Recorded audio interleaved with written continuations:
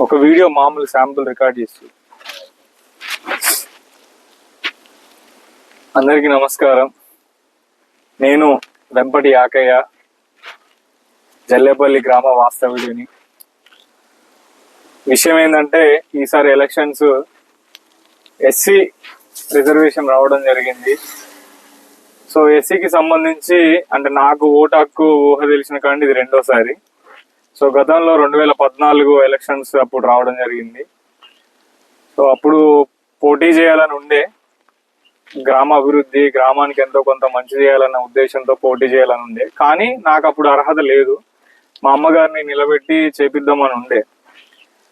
కానీ మనం ఎవరితో అయితే తిరుగుతామో, అంటే ఊరు కోసం, ఊరు బాగోగులు ఎవరైతే చూసుకుంటానో, ఎవరితో అయితే తిరుగుతామో ఆ పెద్దలు అందరూ ఈసారి మనం వేరే పర్సన్కి ఇద్దాం, ఈసారి మీరు ఆగండి, వచ్చేసారికి మాత్రం కంపల్సరీ మీకే ఇస్తాం, మీరే నిలబడదురు అని చెప్పడం జరిగింది మనతో.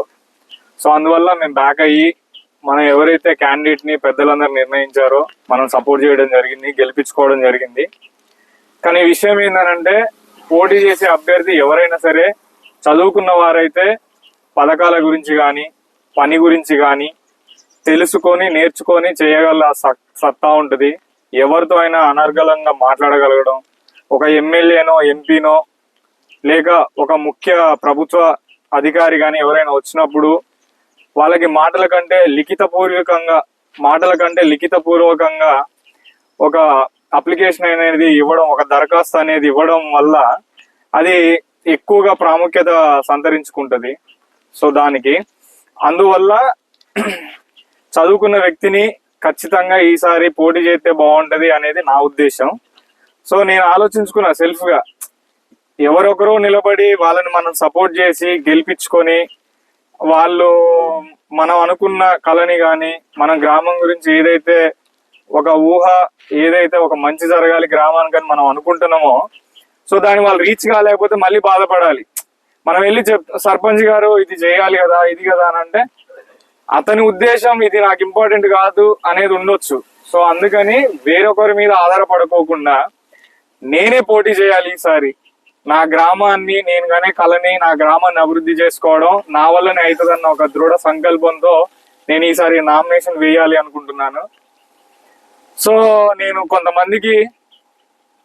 కొంతమందికి షేర్ చేసుకున్నాను, ఇట్లా నేను పోటీ చేద్దాం అనుకుంటున్నా, మరి ఈసారి మన ఎస్సీలకు వచ్చింది కదా అని చెప్పి కొంతమందితో షేర్ చేసుకున్నా. సో వాళ్ళు ఏం చెప్పారంటే, ఈ రోజులలో ఎలక్షన్స్ అంటే మామూలుగా ఓటుకి నోటు లెక్క, ఎన్ని నోట్లు పంచితే అన్ని నోట్లు పడతాయి, మరి నీ దగ్గర లేవు కదా డబ్బు, ఒక నాలెడ్జ్, ఒక చదువు, ఇది కాదు డబ్బు ఇప్పుడు ముఖ్యమైపోయింది కదా అని అన్నారు. సో ఊరికి మంచి చేయాలంటే ఎవ్వరు వాళ్ళ సొంత డబ్బులు అయితే పెట్టరు. అంటే జేబులోకి వెళ్ళి తీసి నేను సంపాదిస్తున్న కష్టార్జితం ఇది నా ఊరు కోసం పెడదాం అని అయితే ఎవరూ లేరు. ఇప్పుడు ఎక్కడి నుంచో అప్పు తెస్తారు, లేదా తాతలు తండ్రులు సంపాదించింది ఉంటది. సో దాన్ని తీసుకొని వచ్చి ప్రజలకి 1000, 2000 పంచుతారు. ఓకే, బానే ఉంటది. అది ఈ ఒక్క రోజు, 2 రోజులు, 3 రోజులు ఖర్చు పెట్టేస్తాం. తర్వాత ఏదైనా పని కావాలి, ఏదైనా ఊరు బాగుపడాలనంటే, ఏదన్నా ఒక పథకం రావాలనంటే ఈ 20 లక్షలు 30 లక్షలు పెట్టి సర్పంచ్ గా ఎన్నుకోబడిన వ్యక్తి ఆ 20-30 లక్షల్ని సంపాదించుకొని దానికి వడ్డీలు కడతా ఉంటాడు. ఇప్పుడు ఆ వడ్డీలు సంపాదించుకొని మళ్ళా తను నిలదొక్కుకోవాలి, మళ్ళీసారి కూడా నేను పోటీ చేయాలన్న ఉద్దేశంతో ఇంకొంత సంపాదన వెనక్కేసుకోవాలి. కాబట్టి ప్రతి పథకం సగం సగం అవుతుంది, ప్రతి పని సగం సగం అవుతుంది, ఏది జరగదు.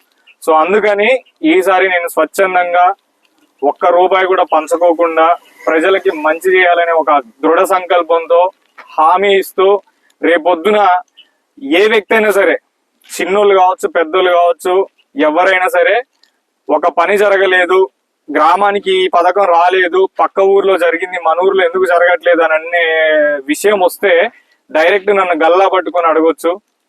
సో అలాంటి ఒక హక్కును మాత్రం నేను కలిగించగలుగుతా, ఒక భరోసాని మాత్రం నేను ఇవ్వగలుగుతా. ఎవరైనా వచ్చి డైరెక్ట్ ఇందిరాబాయి నువ్వు ఆ రోజు ఏం చెప్పినావు, ఈ రోజు ఎందుకు చేయలే అని అడగొచ్చు. అదే నేను డబ్బులు పంచినాను అనుకో, రేపొద్దున ఎవరన్నా వచ్చి అడిగినా కూడా అరే ఊరికేనే చేసినావు రాబాయి ఓటు, నీ ఎంత పంచితే ఎన్ని డబ్బులు ఖర్చు పెడితే నువ్వు నాకు ఓటేసినావు నాకు తెలియదా, ఎంత తాపిస్తే తాగినావు నాకు తెలియదా, ఈ రోజు వచ్చి నన్ను అడుగుతున్నావేంద్రా, ఆ రోజు నువ్వు డబ్బు తీసుకోకుండా వేస్తే నేను ఇలా వచ్చిన డబ్బులన్నీ ఇటే ఖర్చు పెడుతును, నాకెంతో కొంత గుర్తింపు ఉండేది, మంచి జరిగేది, అరే నన్ను నమ్మి ఓటేసిరు కదా అనేది ఉండేది. మీరు నన్ను నమ్మట్లేరు, నా డబ్బును నమ్ముతారని అంటాడు. సో అందుకని యావన్ గ్రామ ప్రజలందరికీ ఒకటే చెప్తున్నా, ఈసారి నేను పోటీ చేస్తున్నా, మన గ్రామ అభివృద్ధినే నా ధ్యేయంగా పెట్టుకొని ఊరికి మంచి చేయాలి. ఊర్లో ఇప్పటి వరకు చాలా కేసులు ఉన్నాయి, చాలా లోకల్ పాలిటిక్స్ లో కొన్ని గొడవలు జరిగినాయి. సరే అది మంచా చెడా లేకపోతే ఎవరిది తప్పు ఏంటనేది పక్కన పెడితే మన ఊర్లో అలాంటి గొడవలు జరగడం మంచిది కాదు ఎవరికి. సో మనం అభివృద్ధి కావాలంటే మనందరం కలిసిమెలిసి స్నేహభావంతో ఉండాలి. మన ఊర్లో ఇంకో చెప్పుకోదగ్గ విషయం ఏంటంటే మన దగ్గర కుల విభేదాలు లేవు. యాక్చువల్గా చెప్పాలంటే చాలా చోట్ల